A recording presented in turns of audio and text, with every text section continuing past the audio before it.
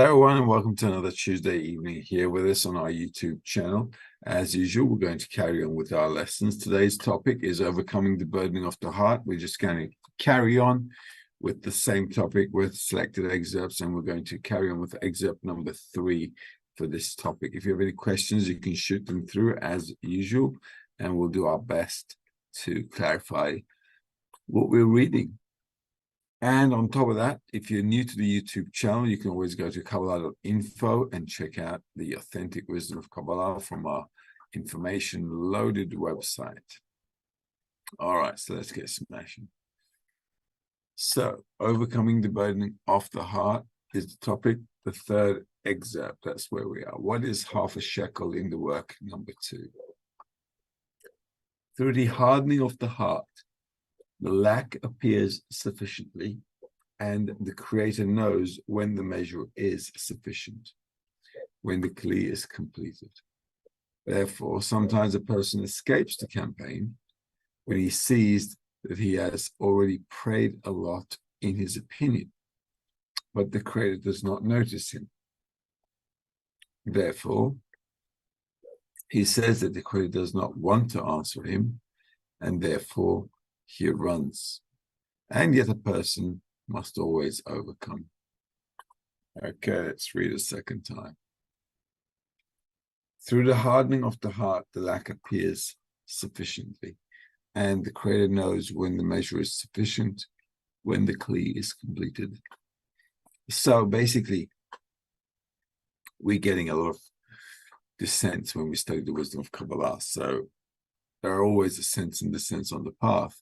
But as we study more and more, what happens is we grow also our coarseness, right? Our ego is also growing all the time.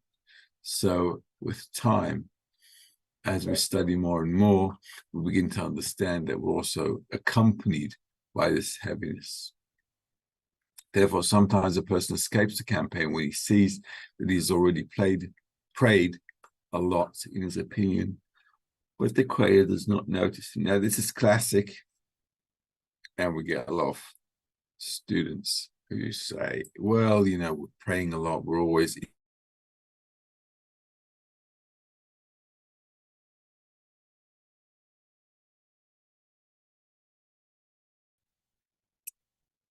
Therefore, he says that the Creator does not want to answer him, and therefore he runs. And yet a person must always overcome.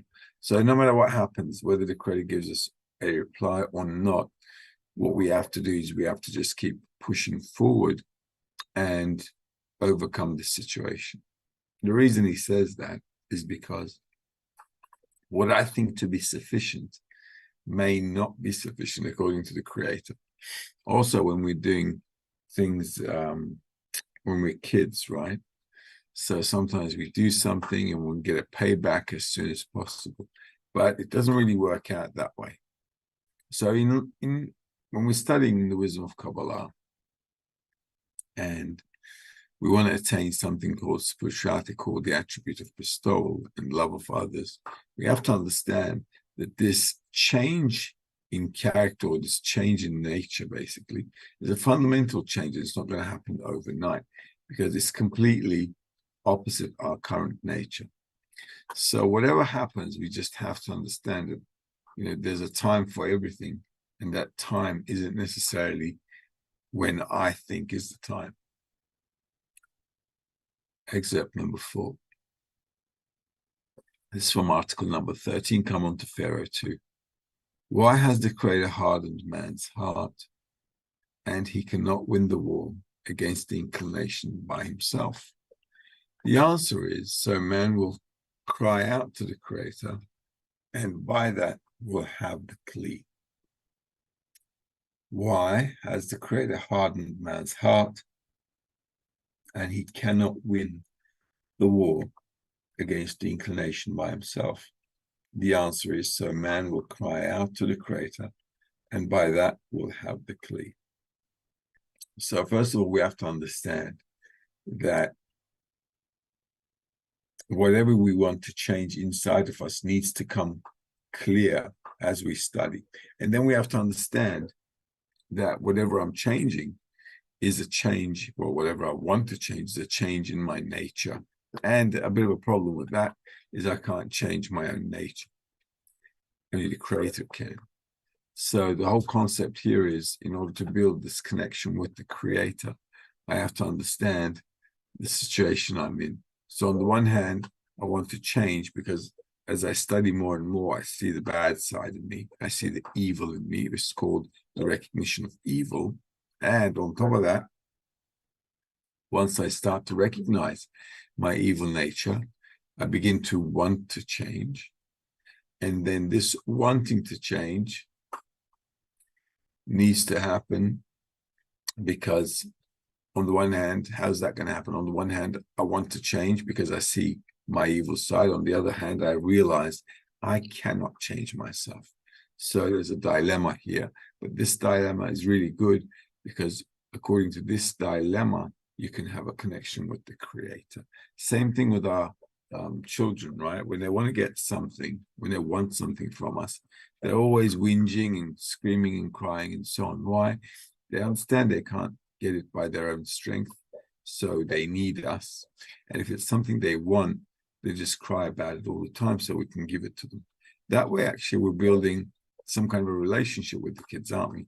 So they're asking for something and we're providing something for them. So this give and take builds this relationship between the parents and the children. And same here. So this give and take is going to build our relationship with the creator. In fact, it's also going to build the right kind of desire that I should have in order to have some kind of an answer from the creator as well.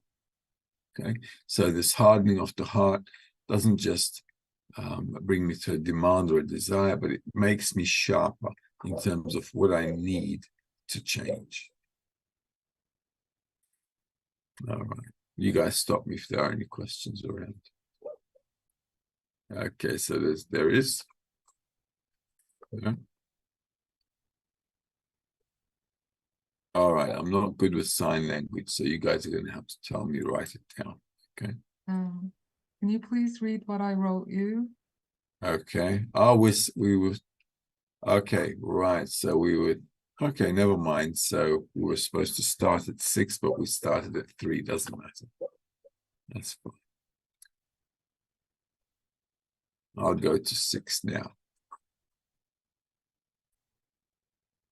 Excerpt number 6. For each innovation he had revealed to us in the Torah, which brought us elation and great confidence to dedicate our lives only for the sake of the Creator, there promptly came a hardening of the heart, as in for I have hardened his heart, so we would later be able to make our own choice, as this is called labor without support. His intention was to bring us to the desired wholeness. Right, let's read it again.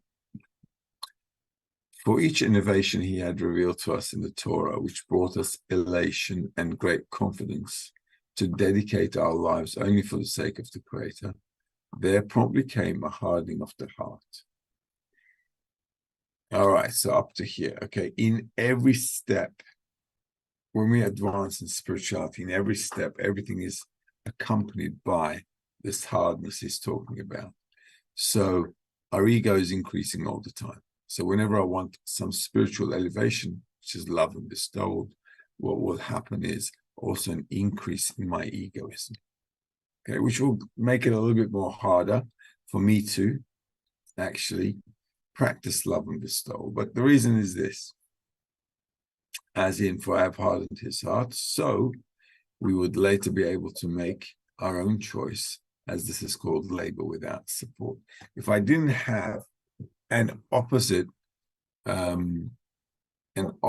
situation to what I want to attain, then we wouldn't have our choice, free choice. His intention was to bring us to the desired wholeness. Okay, so at the end of the day, we want to get to where the Creator wants us to get to. There's a purpose to life. Everybody's life has one purpose: to achieve adhesion with the Creator. In order for us to get to that, I have to change, to go through some changes. And that changes from an egoistic desire to receive to an altruistic desire to bestow. So every time I want to get to bestowal within me, I'm going to have something that is against specifically that attribute of bestowal. So on the one hand, I've got the desire to receive. On the other hand, in order to turn it to bestowal, I have to have an increase in the burdening of the heart. And if I didn't have that, we wouldn't have free choice. Okay. If we don't have free choice, it would have been an instinctive development. Okay, we would have been like animals. So the Creator has to create some kind of heaviness to the elevation that He wants to bring us to.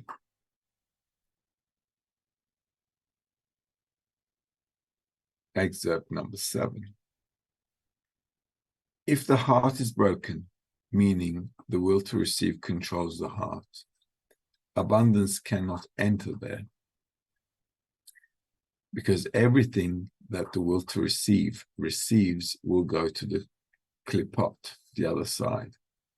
This is called the breaking of the heart. Hence, a person prays to the Creator and says, "You must help me because I'm worse than everyone. Since I feel that the will to receive controls my heart, and this is why nothing of holiness can enter my heart. I want no luxuries, only to be able to do something for the sake of the Creator, and I'm utterly incapable of this. So only you can save me." All right, so this is an interesting spot. This is the kind of situation we need to get to, where I want to do something for the Creator. I don't know what exactly, because we don't really know what bestowal is.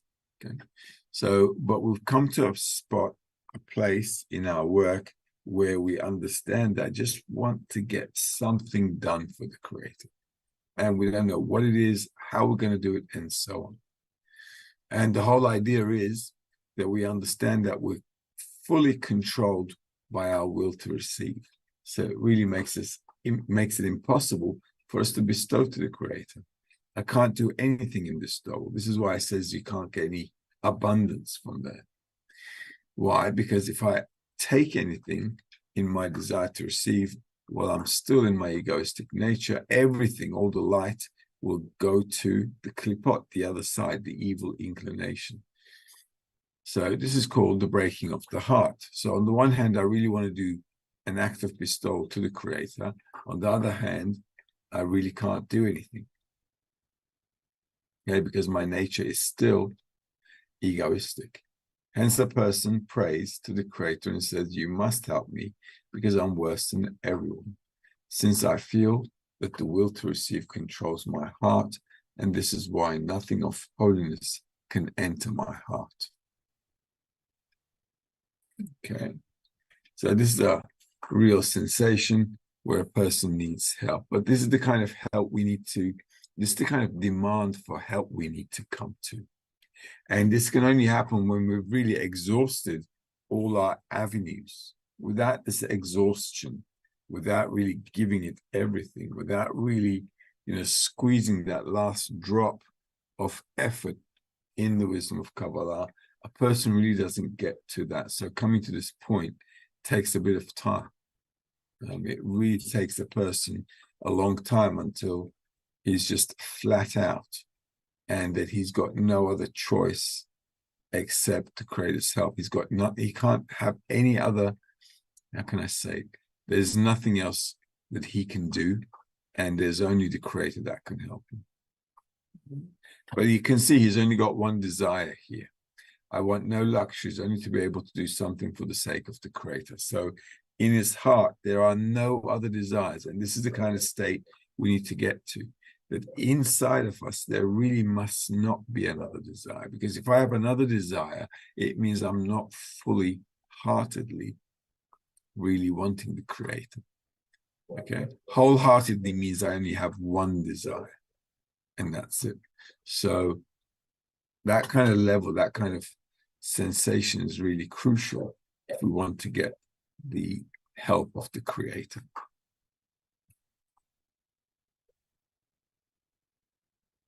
excerpt number 8.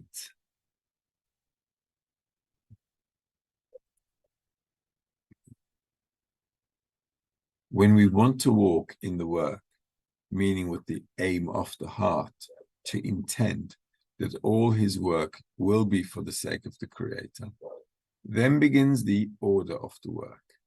That is, the wicked in his heart, which are called will to receive for oneself, resist working for the sake of the Creator. However, God has made them one opposite the other, meaning that to the extent that he wants to walk on the path of truth, to that extent, the truth about the evil within him appears. Right, this is really nice. Let's read it again. When we want to walk in the work, meaning with the aim of the heart, to intend that all our work will be for the sake of the Creator, then begins the order of the work. So our work doesn't really start until we get to this point, okay?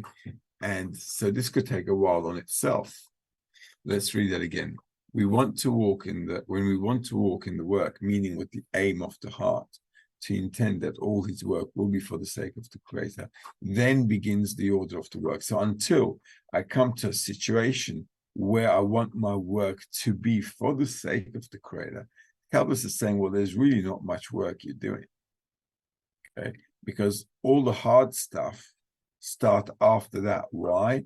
Because that is the wicked in his heart, which are called will to receive for oneself, resist working for the sake of the Creator. So only if I fully understand what working for the Creator means, what refusing my desire to receive for myself is, until I come to a point where I really understand what that is. He says, I'm not really doing a lot of work, I'm just working, doing some stuff, but that's not the essence of the work. The essence of the work is when I come to a situation, when I intend that the work will be for the sake of the Creator, then against that point, I'm going to have difficulties. Okay, so our normal day-to-day routine difficulties in life isn't really part of the deal. The deal is that I understand I want to do everything for the sake of the Creator. Then I'm going to have dramas, because then the evil in me is going to say, no, I don't want to do this. However, God has made them one opposite the other, meaning that the extent that he wants to walk in the path of truth, to that extent, the truth about the evil within him appears. So until then, evil doesn't appear. All right, and this is why we have to come to a situation where we're like really precise on what we want. Okay, precision. That's what we want to be looking at. Also, the evil inside of us should be specifically aimed against bestowal. So when we're feeling heavy or lacking desire to work and so on, it's not really our desire to receive, not wanting to do stuff, but the real work is like when I understand that I want to do something to bestow. That's when the real, that's when the real traits in me against bestowal is going to appear. Okay, this is excerpt number 9. Anyone who's greater than his friend, his inclination is greater than him. In other words, the Creator deliberately hardens his heart so he would be able to make a choice once more. For in each choice, a person gains the letters of the Torah. Thus, the signs are not for the sake of the Creator, but for the sake of man. It therefore follows that the hardening of the heart is only for man's sake. For by this he will be rewarded with the letters of the Torah. Although during the fact a person does not feel all that he is meant to feel, when he has completed his discernment, what he has done all the time is revealed to him at once. All right, let's read this again. Anyone who's greater than his friend, his inclination is greater than him. All right, so the more egoism we have, basically saying the better. Right? So the more of an egoist I am, the better I am. Why? Because the more opportunity I have to go higher. If I have a little ego, right, then I can bestow less.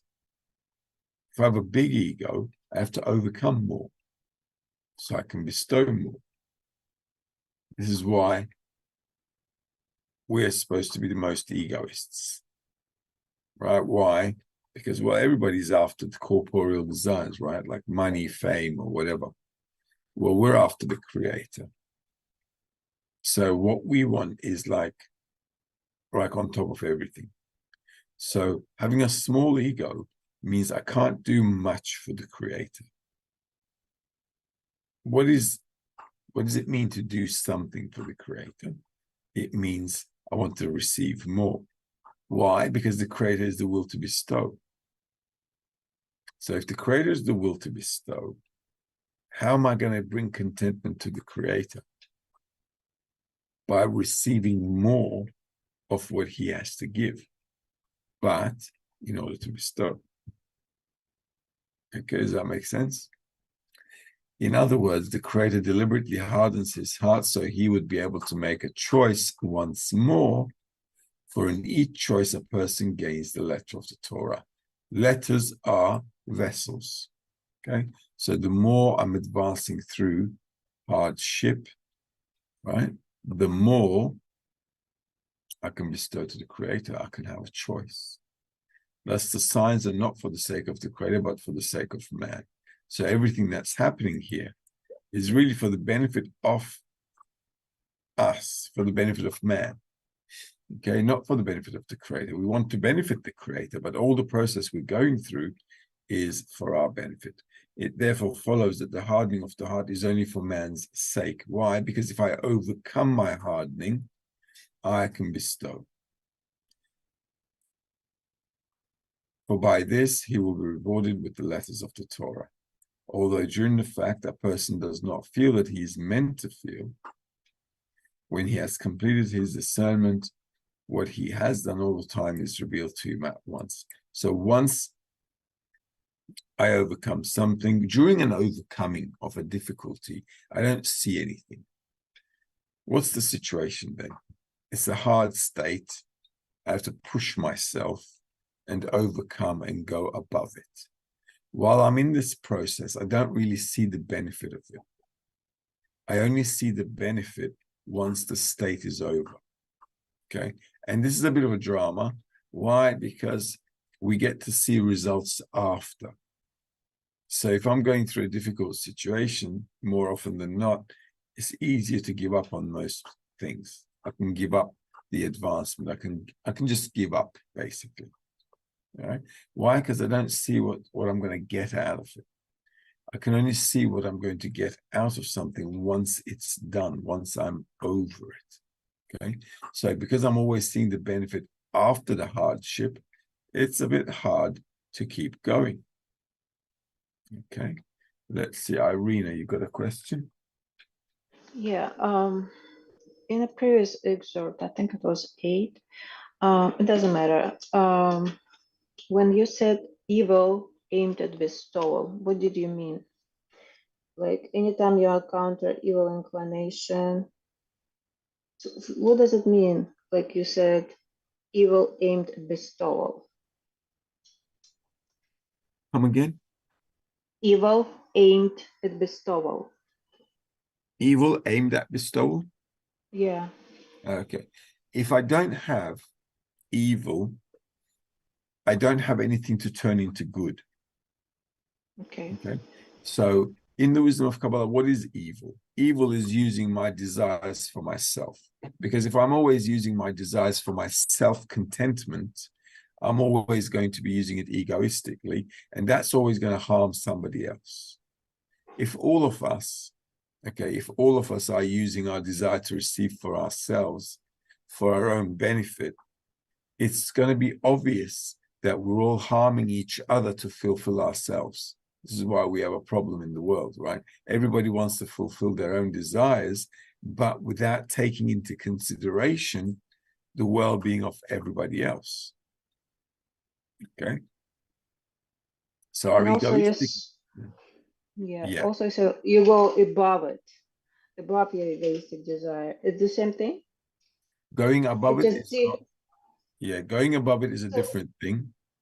If I'm going above the desire to receive, I've come to a point where I can restrain myself and not use the desire. Oh, okay.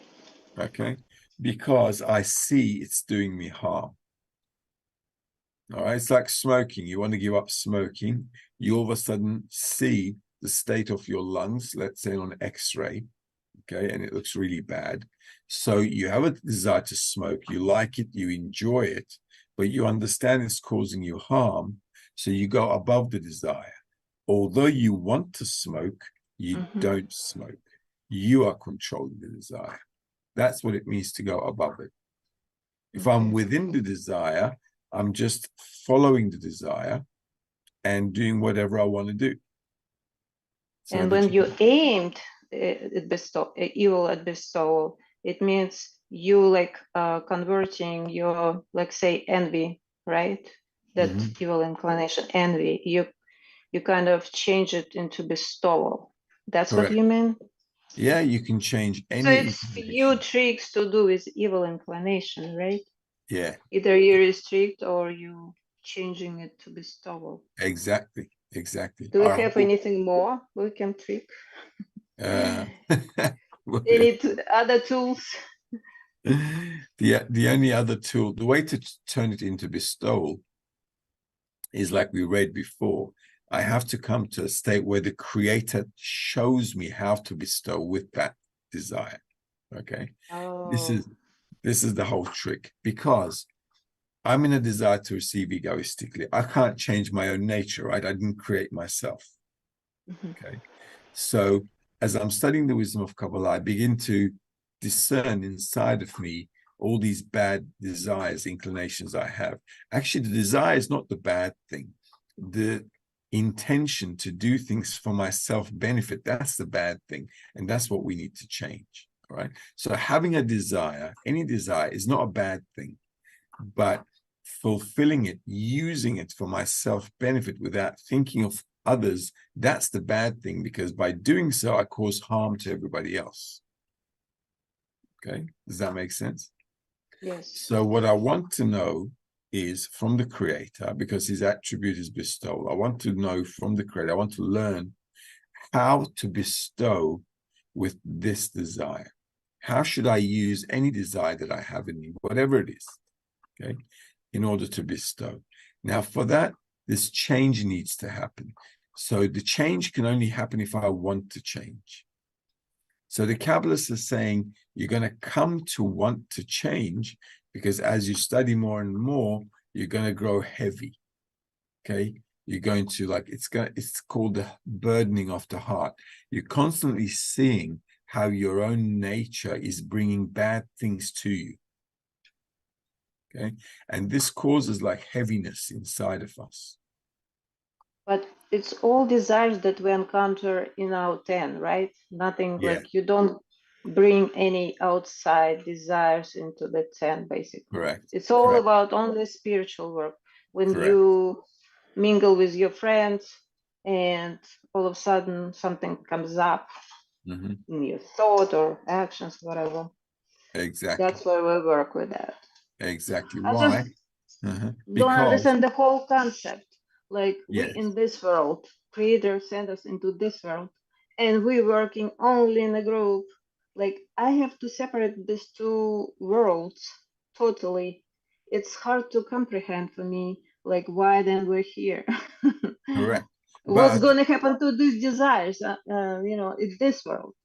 Correct. What's going to happen to them? It's a good question.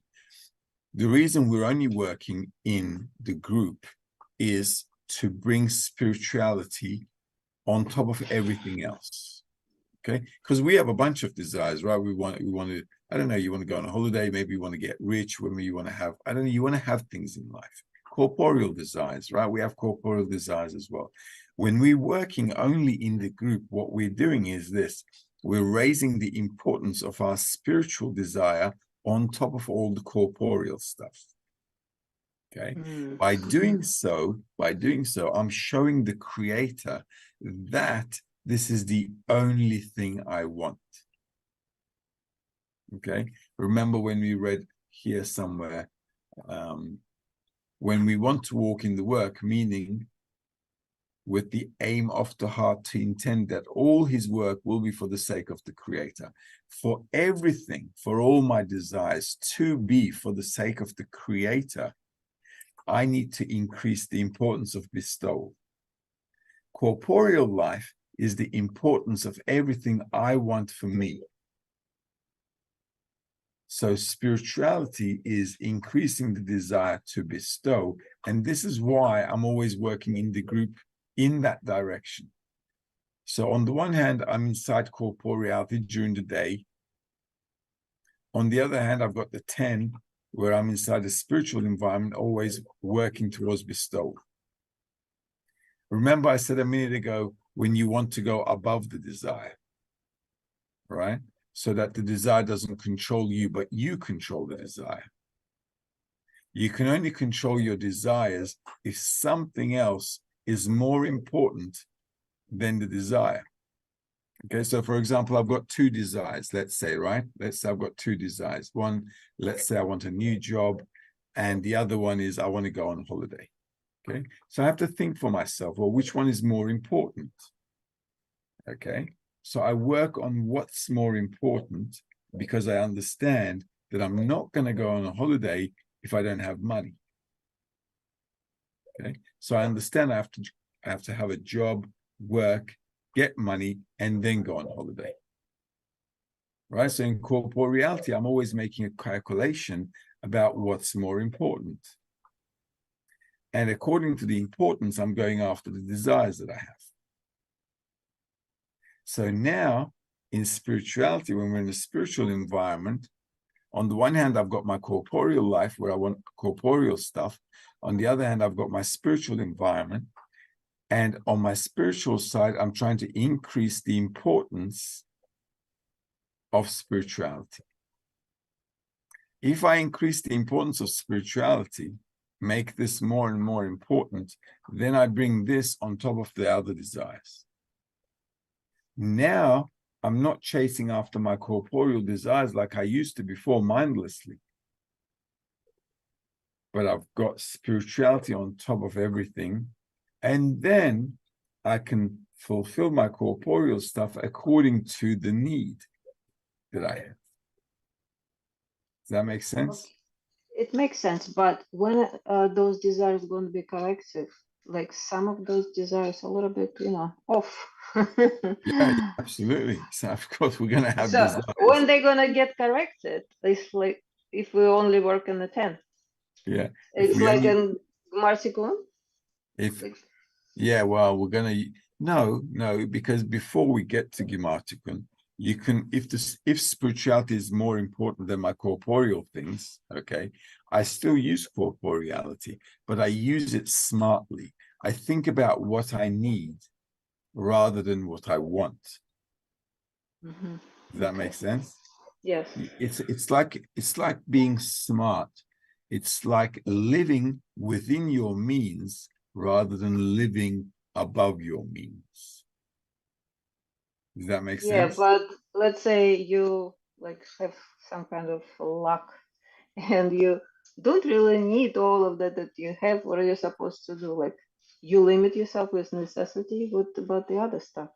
Yeah, exactly. But the idea is this, because spirituality is more important, living with the necessity does not bother you. It doesn't bother you because you're going for spirituality, you're going for something that you really want to go for. So the necessities isn't like a negative thing. You don't feel bad because you restricted something. That makes sense? If I want to become, I don't know, if I want to be, let's say I want to become a doctor, right?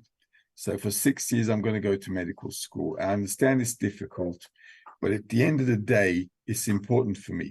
So for that 6 years, I'm sacrificing a lot. I'm sacrificing from playtime, maybe from holidays. I don't know. I'm sacrificing a lot so that I can become a doctor. But I understand the sacrifice is necessary for what I want to attain. All right. So I'm making a calculation. Same here. Same here. But I understand spirituality is more important. So it's above the corporeal desires. So from corporeality, I'm happy to take just what I need. And it doesn't give me suffering at all, because I understand I want something at the end of the deal, which I think and believe is far more important than my corporeal desires. Okay, just your attitude. I understood. Yeah. Your Yeah. attitude. Exactly. Spirituality is just a change in attitude. It really is. I don't know if everyone else has question, but like previous excerpts, I had like question about labor without support. When we were talking about innovation in Torah, you mentioned labor without support. Yeah. Like, what do you mean? We don't receive life? Labor without Maybe support? We just go above reason? That's what he meant? going above reason is already support from the creator. Okay. It really is. It's already like you're getting help. What we need to come to is a need for that support. And what we do is, as we work in the group, what we need to come to is a need for the support of the creator, that I need some help so that I can be above the desire. Because Okay. I thought you're talking about different lights. Like yesterday, I was reading about upper light. It could be, I don't know, was it a Shemitah or what? It could be light of Torah, but at some point you refuse to receive light of Torah because you have to go with faith above reason, which is also upper light. Mm-hmm. But Correct. you don't want, but you kind of like refusing to receive this light. I thought you were talking about the same thing.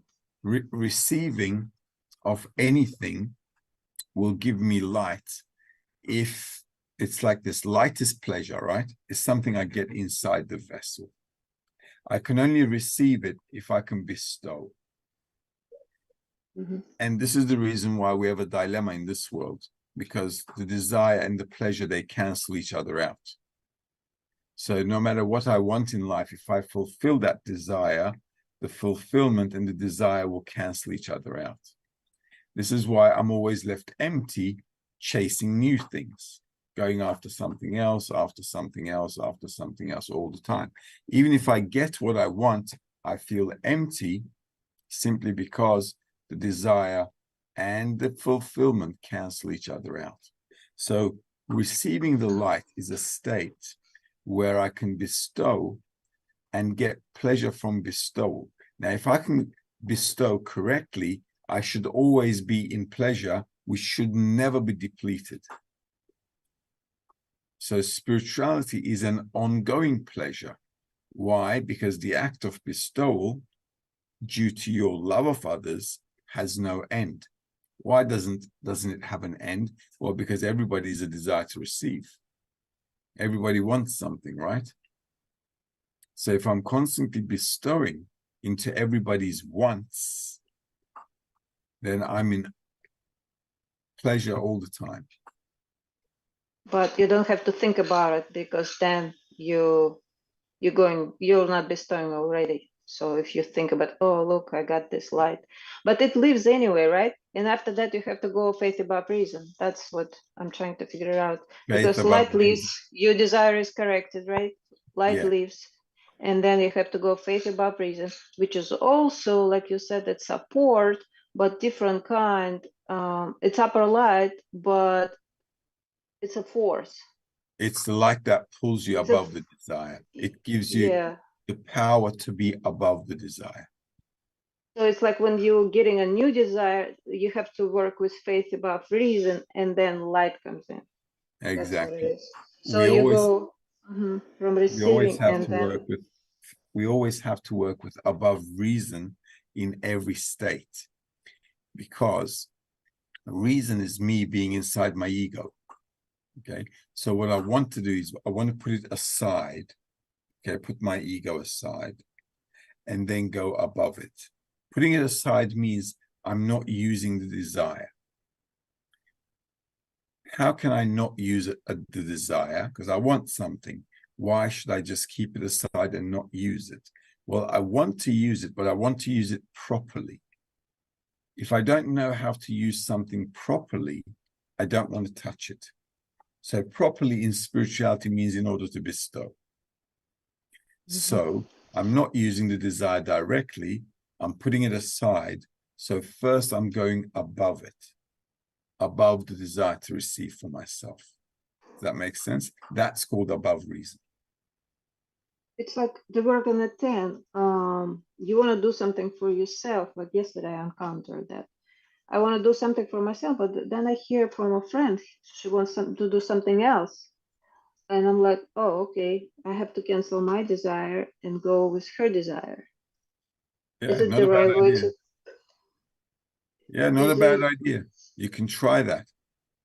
I mean, even though, like, say, I know I would enjoy more whatever I do, Yeah, you know, for but I sure. have to go faith above reason, knowing it's probably what Creator wants and she wants it, and I go with that. For sure. It's not a bad exercise because then I begin to work with canceling my own desire for myself for the benefit of the fulfillment of somebody else. Okay. Is it So the right way to work? it's a right way to exercise how to work. Mm. It's a good exercise that I nullify my own desire for the desire of the friend so that she can enjoy instead of me enjoying. It's a good exercise. What do you mean exercise? Like it's not what really we're supposed to do? Or It's not exercise? exactly, it's not. But exercise allows us to grow. It's like kids playing a game. So we're playing the game in the 10. So, you know, if I nullify my desire, I go through feelings. So those feelings now become work for me. Okay, because I Oh, rather that's do what what, it is. yeah, So because I rather exercise do gives what I you the want to do. work, right? Yeah, Exercise gives you the work. yeah, That's what real work is. exactly. Exactly. Because through the exercises, I can evaluate myself. If I want to do something, if I don't want to do something, despite the fact that I'm doing something that I don't want to, gives me a lot of feelings I can work with. Yeah, it allows me to discover my egoism, actually. Okay.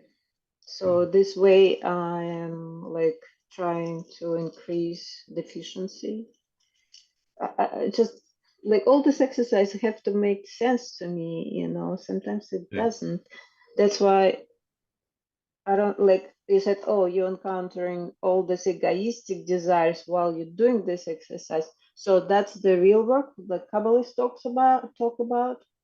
Well, the Those real, desires I'm correct what I'm correcting. there you're I'm not not correcting anything. you're not correcting anything there, but it allows you to understand what egoism is. It allows you to see what the desire for self-reception is. And then you begin to delve into it. And then as you begin to delve into your egoism more and more, you begin to understand that this is really bad. Okay. This brings you to a desire to change. So despite the fact that you're not correcting anything, it gives you the ability to understand how bad egoism can be, right? And this allows you to want to change. So it's a period that I have to go through when I acknowledge all my ego. Yeah. It's like going in a desert. That's the Yeah, yeah. period I'm going through Yeah. So you until have I to, get to Mount Sinai. yeah, yeah, absolutely. We have to discover all the evil. Absolutely. So working in the 10 really allows me to see what is against the connection between us, what is against the good connection between us. That's, yeah. And correcting desires is when we have the screen. Then we're gonna correct desires. Yeah, the real work Only starts. after we get the screen, right? And Yeah. those 613 desires, that's what we're talking about. Yeah. That's all when we get Okay. yeah, that's all in spirituality. All right. So Now it makes sense. until then we're in kindergarten mode. Thank you so much. Sorry. That's right. Any other questions there, Ashley? No, nothing. Okay, that's fine. Well, let's call it a night. Let's call it a night for tonight. We have another program afterwards with the group. So let's call it a night. But it's been a good one. It allows us to clarify what we're doing in the 10 as well, and why it's really necessary to work in the 10. Because if I increase the importance of spirituality with the spiritual environment, that gives me the power to control my corporeal desires rather than corporeality controlling me all the time. Okay? And it's all a matter of importance. What I give importance to allows me to control. All right, so we'll get back again together next week, hopefully. And until then, have a good week altogether. Bye-bye.